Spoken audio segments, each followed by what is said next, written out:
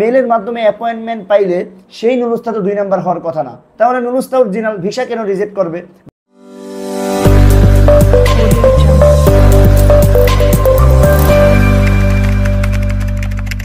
আসসালামু আলাইকুম। ইতালি এম্বাসিতে মানববন্ধনে যুক্ত হওয়ার পর সেই মানববন্ধনে ইতালি অ্যাম্বাসিডর যেই বিষয়টা লিখিত আকারে তাদের হাতে দিচ্ছেন মানববন্ধনকারীদের হাতে, সেটা কিন্তু এখনো পর্যন্ত ইতালি অ্যাম্বাসির ওয়েবসাইটে বা কোনো ফেসবুকে তারা এখনো দেয়নি। তারা কিন্তু এই কথাটা ক্লিয়ার করছে যে লিখিতটা তারা দিচ্ছে এটা ইতালির মন্ত্রী পরিষদে বা ইতালির এই কাগজপত্রর আন্ডারে যারাই জড়িত আছে সকলকে জানাবে, তারপরে তাদের অ্যাম্বাসির ওয়েবসাইটে বা ফেসবুক পেজে তারা এটা ক্লিয়ার করবে।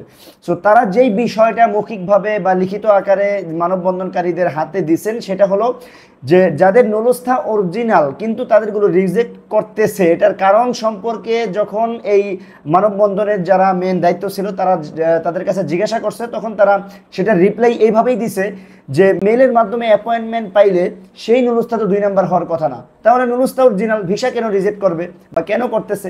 এটার কারণ তারা বলছে নুলুস্থা অরিজিনাল কিন্তু ইতালিতে এইগুলো অনেক 2 নাম্বারি কারবার করে এই নুলুস্থা উঠানো হয়েছে। মানে ডাইরেক্টভাবে ইতালি ভিসা আবেদন করলেন, আবেদন করার পরে আপনাকে আপনার মালিকরে যাচাই বাছাই করে আপনাকে নুলুস্থা দেওয়া হলো ইতালির পেরপুত্রা থেকে।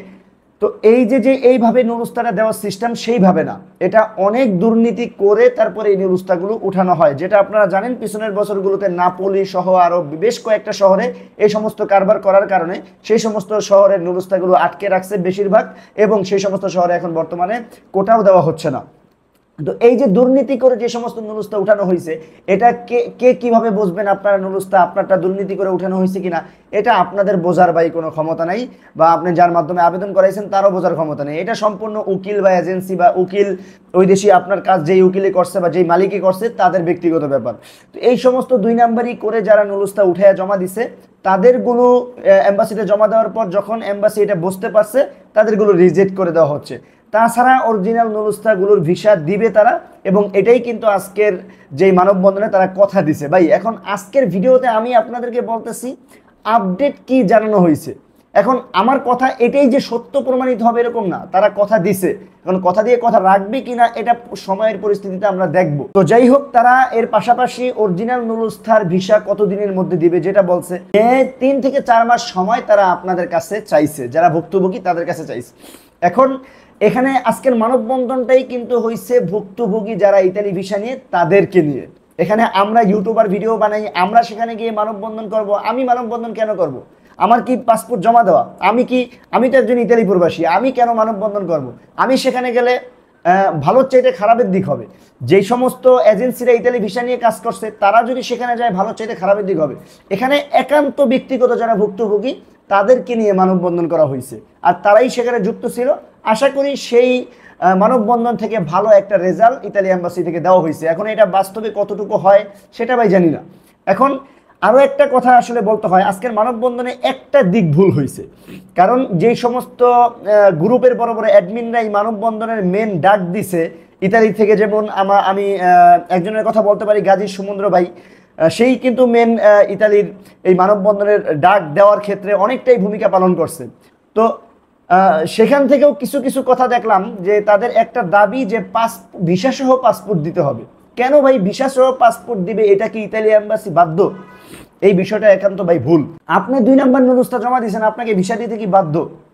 এই বিষয়টা আসলে বলাটা ভুল হয়েছে। যাই হোক, তারপর অনেক নিউজ চ্যানেলে সঠিকভাবে এই নিউজটা প্রচার হয়েছে যে অরিজিনাল নুলুস্তার ভিসা সহ পাসপোর্ট দিতে হবে, নয়তোবা ফেরত দিতে হবে রিজেক্ট সহ, সেটা খুব দ্রুত। তো তারা এটা 3 মাস বা 4 মাস সময় চাইছে, আর আমি মনে করি এই সময়টা অতিরিক্ত সময় হইলেও সময়টা বেশি হলেও আমাদের মানা উচিত। তারা কিন্তু বলছে সর্বোচ্চ জানুয়ারি ফেব্রুয়ারি পর্যন্ত যাবে, আর এর আগেই সিরিয়াল মোতাবেকভাবে দিয়ে দিবে। এখন এটা যদি আমরা মানতে না পারি তাহলে ভাই কিছু করার নাই, কারণ সেখানে কিন্তু এতদিন একটা ঝামেলা হয়ে গেছে, তাদের কাছে বহুত ফাইল জমা পড়ে গেছে। এখন তারা 3-4 মাস সময় চাইছে, এটা যদি আমরা দেই আমাদের ক্ষেত্রেই ভালো হবে, আমাদের অরিজিনাল নুলুস্তার অরিজিনাল ভিসাগুলো পাবো। আর যদি আমরা আরও কম সময় চাই, আমরা যদি বলি যে না আমাদের দ্রুতই দিতে হবে, তাহলে বিপদে পড়বো। কেন বিপদে পড়বো? যে 2-1 মাসের ভিতরে তো তারা কন্ট্রোল করে আপনাকে ভিসা দিতে পারবে না, একদম রিজেক্ট করে দিয়ে দিবে। সো সব কিছু ভেবে চিন্তে কথা বলা উচিত। যারা ভুক্তভোগী আপনারাই মানববন্ধন করতেছেন, এখন আমি আমার দিক থেকে পারছি যে মানববন্ধনে যে সমস্ত ভুক্তভোগী ভাইয়েরা এটা নিয়ে পরামর্শ করছে আমার কাছে সঠিক মনে হয়েছে, আমি ইউটিউবে আপনাদেরকে এই বিষয়টা জানাইছি। এখন অনেকে বলতেছে ভাই মানুষদেরকে পথে নামাই দিচ্ছেন, কিসের পথে নামাইছি? মানুষজন তো এমনিই বছরকে বছর পথে নেমে পড়ে বসে আছে। যারা এই মানববন্ধনের বিপক্ষে কথা বলবে এদেরকে জোতা মারবেন, যারাই বলে না কেন। পিছনে বলছে এটা বাদ দিয়ে দিলাম, সামনে যারা এই মানববন্ধনের বিপক্ষে কথা বলবে, যারা বলবে মানববন্ধন করে ভুল করছেন তাদেরকে জোতা মারবেন, এটা একেবারে অনুরোধ করে দিলাম যারা ভুক্তভোগী ভাইয়েরা আছেন। কারণ অনেক জ্বালাইছে এই মানববন্ধনটা করা থেকে, যে কত ধরনের কত গ্রুপ করে করে এই মানববন্ধনটা ঠেকাতে চাইছে বলার বাইরে। অনেকে এখন আসছে কাজী কাউসার সবাইরে মাঠে নামাই দিয়া ঘরে বসে রয়েছে। কাজী কাউসার কি ভুক্তভোগী? কাজী কাউসার মাঠে নামবে? কাজী কাউসার যারা ভুক্তভোগী তাদেরকে পরামর্শ দিয়েছে আপনারা মাঠে নামেন। কাজী কাউসার 2-3 বছর যাবত ভিডিও তৈরি করে যারা, যাতে ভালো একটা আপডেট নিউজ সবাই সঠিকভাবে পাইতে পারে সেটা নিয়ে। কাজী কাউসার কি ভুক্তভোগী? কাজী কাউসার মাঠে গিয়ে চিল্লাচিল্লি করবে? তারপরও আমি চাইছিলাম যে না, সবাইকে নিয়ে একসাথে গুছিয়ে কিছু কথা যাতে সামনে বলতে পারি, সেটার জন্য আমি আপনাদের সামনে থাকতে চাইছিলাম। কিন্তু সেখানেও বিবেচনা করে দেখলাম যে আমি যদি সেখানে যাই, আমাকে যদি প্রশ্ন করে আপনি কেন মানববন্ধনে আসছেন, তখন কিন্তু ঝামেলা হবে। আর ইতালি এম্বাসি, বিএফএস গ্লোবাল কিন্তু তারা চাইবে যে এই মানববন্ধনটা আটকানোর জন্য। তখন আমাদেরকে ওখানে দেখলে তারা কিন্তু উল্টা ব্যবস্থা করবে যে এরা কিন্তু ভুক্তভোগী না, কিন্তু এরা মানববন্ধনে এসে ইতালি এম্বাসির ক্ষতি করতেছে, বিএফএস এর ক্ষতি করতেছে। তখন মানববন্ধনে একটা সমস্যা হবে। আমাদের মানববন্ধন কি?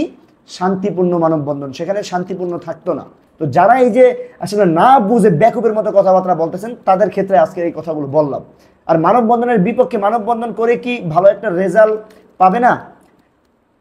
দেখেন, একদিন মানববন্ধন, একদিন না, মনে হয় 2-3 ঘন্টা মানববন্ধনে ছিল। এর মধ্যে ইতালি অ্যাম্বাসিডর লিখিত আকারে হোক বা মৌখিকভাবে যেভাবেই হোক, তারা কিন্তু একটা কথা দিছে 3-4 মাসের ভিতরে তারা এই ভিসা দিবে। এখন এই কথাগুলো কাদেরকে বলছে? এই কথাগুলো তো বলছে আমরা যাদের ভুক্তভোগী, যে সমস্ত ভাইয়েরা এম্বাসিতে আন্দোলন করছেন বা মানববন্ধন করছেন, তাদের থেকেই 5 জনকে ডেকে নিছে।